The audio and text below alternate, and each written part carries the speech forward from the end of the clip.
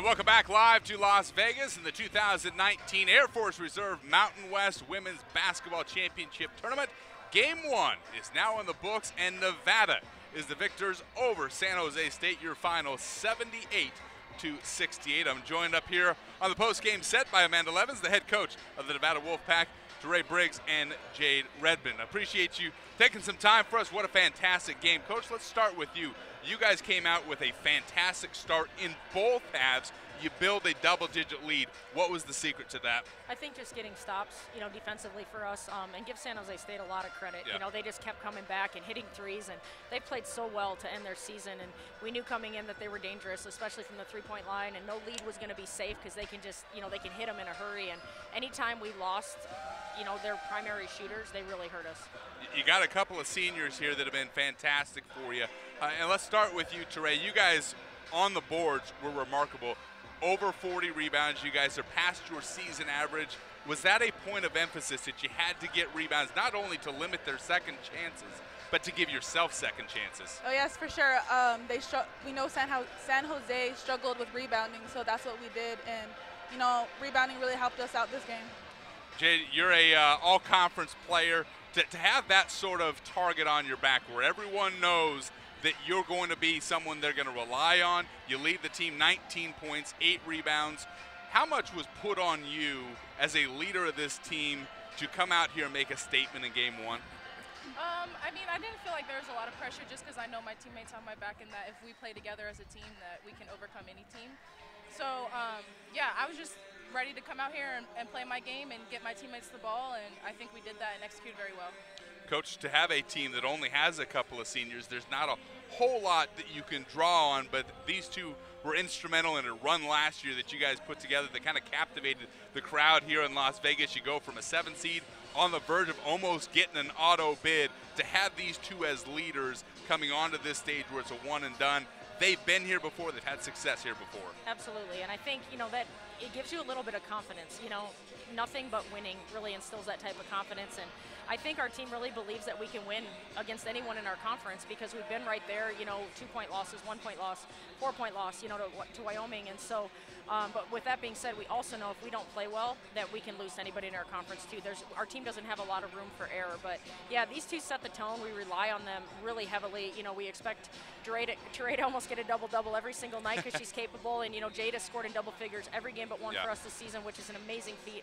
And she had 8 points in that game and sat most of the fourth quarter, so that was probably more my doing than anything. But our freshmen are finally coming alive. Emma Torbert had a huge game, hit a bunch of big threes for us, and played with a lot of confidence. And that's what you need this time of year. We're really relying on these two, but you need other people to really step up and do things, because they can't do everything. So Emma really did that for us, and tomorrow hopefully it's somebody else. Well, let's talk about that, Emma. Let's talk about that, Terae. Emma comes in here. Not only was she big, she hit 2 back-to-back three-pointers that kind of put that ultimate distance between you and San Jose State. Surprised that she was able to do what she did in a moment like this? Oh, yeah, that was the goal. We needed her to shoot threes more, and they were keying on me, so they were, stepped down. So it was better for Emma to get those back-to-back threes. She only had one her high was 1 3-pointer in a single game, hit 3, 15 points, 11 boards. Jade, what did you see out of her that you say, you know what, this is someone we can rely upon? We're the seniors, we're the leaders, but this is a go-to person when we need a clutch point.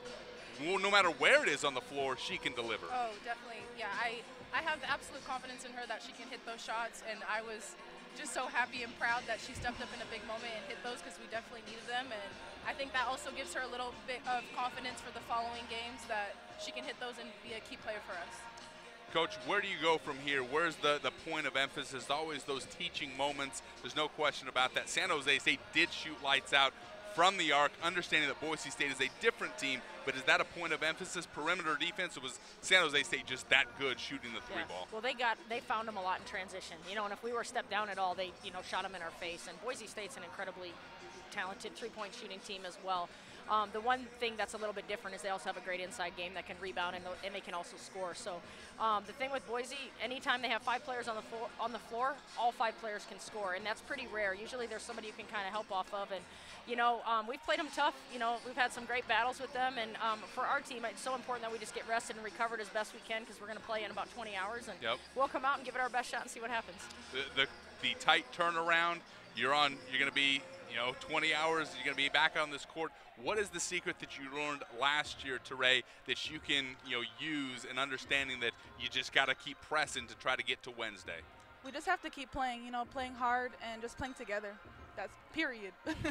Jade, what does Boise State bring to the table that has given teams around the Mountain West fits? You're going to see them here in the not-too-distant future. Yeah, I just think they're a very well-rounded team. Like Amanda said, they have great guards, they have a great inside game, and they just play hard for a full 40 minutes. So, and like Amanda said, we've been able to compete with them, so I think it's kind of anybody's game, and we obviously have a win under our belt already, so I think we're ready to just go out there and give it our best shot. Well, you've given everyone a show here now in back-to-back years. Good luck in trying to duplicate what you did last year. Next up, Boise State for the Nevada Wolfpack.